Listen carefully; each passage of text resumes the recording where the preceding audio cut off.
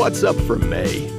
4 bright planets, morning and night, a chance of meteor showers, and waiting for a nova. For planet watching this month, you'll find Mars and Jupiter in the west following sunset. Mars sticks around for several hours after it gets dark, but Jupiter is setting by 9:30 or 10 p.m. and getting lower in the sky each day.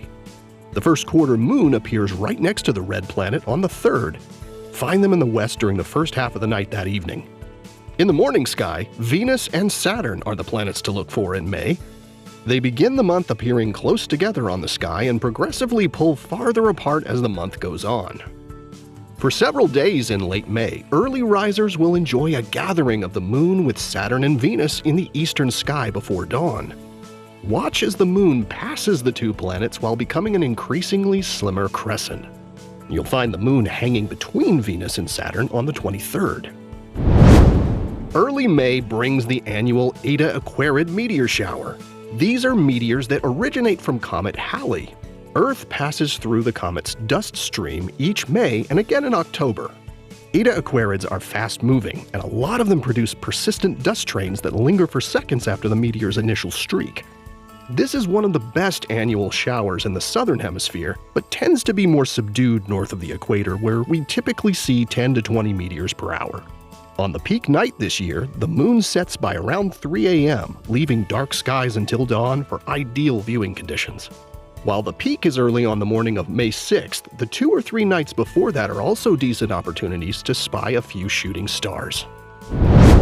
Astronomers have been waiting expectantly for light from a distant explosion to reach us here on Earth. An event called a nova is anticipated to occur sometime in the coming months. Some 3,000 light-years away is a binary star system called T Coronae Borealis, or TCRB. It consists of a red giant star with a smaller white dwarf star orbiting closely around it. Now, the giant's outer atmosphere is all puffed up, and the dwarf star is close enough that its gravity continually captures some of the giant's hydrogen. About every 80 years, the white dwarf has accumulated so much of the other star's hydrogen that it ignites a thermonuclear explosion, and that's the nova. T Coronae Borealis is located in the constellation Corona Borealis, or the Northern Crown, and it's normally far too faint to see with the unaided eye. But it's predicted the nova will be as bright as the constellation's brightest star, which is about as bright as the North Star Polaris. You'll find Corona Borealis right in between the two bright stars Arcturus and Vega. You can use the Big Dipper's handle to point you to the right part of the sky. Try having a look for it on clear, dark nights before the nova, so you'll have a comparison when a new star suddenly becomes visible there. Now, you may have heard about this months ago, as astronomers started keeping watch for the nova midway through 2024, but it hasn't happened yet. Predicting exactly when novas or any sort of stellar outburst will happen is tricky.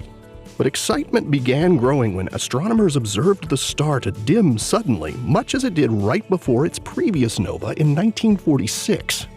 When the nova finally does occur, it won't stay bright for long, likely flaring in peak brightness for only a few days. And since it's not predicted again for another 80 years, you might just want to join the watch for this super rare, naked-eye stellar explosion in the sky. Here are the phases of the moon for May. You can stay up to date on all of NASA's missions exploring the solar system and beyond at science.nasa.gov. I'm Preston Dykes from NASA's Jet Propulsion Laboratory, and that's what's up for this month.